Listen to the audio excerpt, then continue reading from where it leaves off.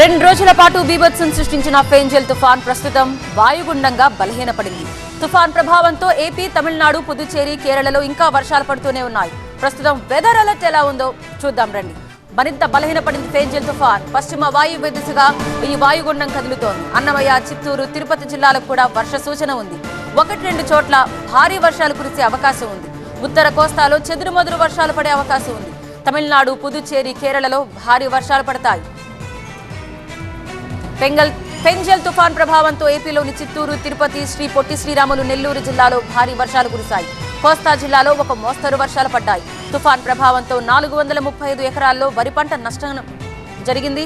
గడిచిన 24 గంటల్లో చిత్తూరు జిల్లాపై తుఫాన్ ఎఫెక్ట్ కనిపించింది. అత్యధికంగా నగరిలో 13.2 సెంటీమీటర్ల వర్షపాతం నమోదైంది. ఎడతెరిపి లేకుండా కురిసిన వర్షాల కారణంగా తిరుపతి జిల్లాలోని లోతట్టు ప్రాంతాలు నీట మునిగాయి. మరోవైపు చెన్నైలో ఇంకా తీవ్రంగానే వర్షాలు పడుతున్నాయి. పుదుచ్చేరిలోని కాలనీలు ఇంకా నీటిలోనే ఉన్నాయి. కేరళలో కూడా భారీ వర్షాలు కురిశాయి.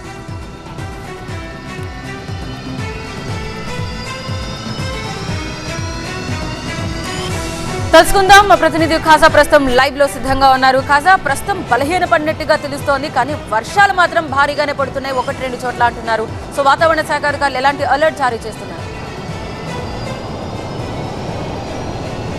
ఖచ్చితంగా ఈరోజు కూడా చిత్తూరు, తిరుపతి, అన్నమయ్య జిల్లాల్లో ఓ మోస్తరు నుంచి విస్తారంగా కొన్ని చోట్ల భారీ వర్షాలు కూడా పడే అవకాశం ఉందని వాతావరణ శాఖ అధికారులు అంచనా వేస్తున్నారు. మరోవైపు ఉత్తర కోస్తాలో కూడా చిత్రమదులు వర్షాలు పడతాయని అంటారు. ప్రధానంగా ఈ తీరం దాటినప్పటికీ ఫెంజల్ తుఫాను ఇది నెమ్మదిగా మూవ్ అవుతుంది. ఆ భూమి ల్యాండ్ పైకి వచ్చిన తర్వాత కూడా ఇది పశ్చిమ వాయువ్య దిశగా కదులుతూ ఇప్పుడు ప్రస్తుతానికి ఉత్తర తమిళనాడు, పుదుచ్చేరి పరిసర ప్రాంతాలపై కేంద్రీకృతమైంది. అయితే ఇది నెమ్మదించడంతో కాస్త దీని ప్రభావం ఇంకా కొనసాగుతుంది. అయితే నిన్న మొన్నటి వరకు కోస్తా జిల్లాలపై ఉన్న ప్రభావం ఈరోజు రాయలసీమలో కాస్త ఎక్కువ ప్రభావం ఉండే అవకాశం ఉంది. ప్రధానంగా తిరుపతి, చిత్తూరు, అన్నమయ్య జిల్లాలపై ఈరోజు కూడా ప్రభావం పడే అవకాశం ఉంది.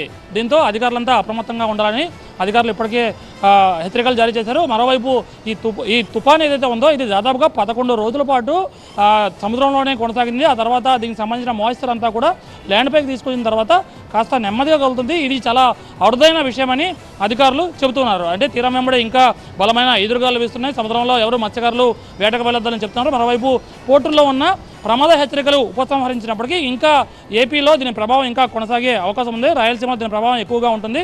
కోస్తా జిల్లాలపై చిరుమదురు వర్షాలు పడతాయని వాతావరణ శాఖ చెబుతోంది. రైట్, థ్యాంక్ యూ కాసా డీటెయిల్స్ అందించినందుకు.